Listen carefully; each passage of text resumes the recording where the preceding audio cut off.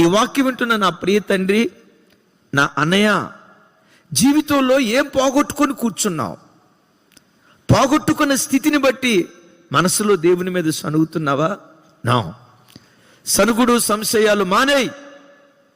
సనుగుడు నీ లోపల నుంచి ప్రక్కన పెట్టాయి. నువ్వు ఎంత పోగొట్టుకున్న స్థితిలో, నేను అంటాను, యోబులాగా సర్వాన్ని పోగొట్టుకున్న వాళ్ళు మనలో ఎవరున్నారు? నో. యోబు సర్వాన్ని పోగొట్టుకొని దేవుని స్తుతించాడు కదా.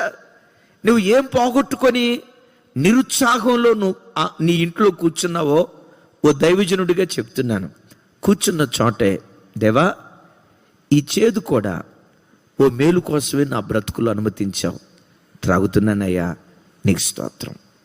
ఈ కష్టాన్ని కూడా నా బ్రతుకులను అనుమతిస్తున్నాను, నీకు స్తోత్రం. నీ కష్ట స్థితిని బట్టి నువ్వు ప్రభుని స్తుతించు. స్తుతి నీ స్థితిని మార్చునుగా.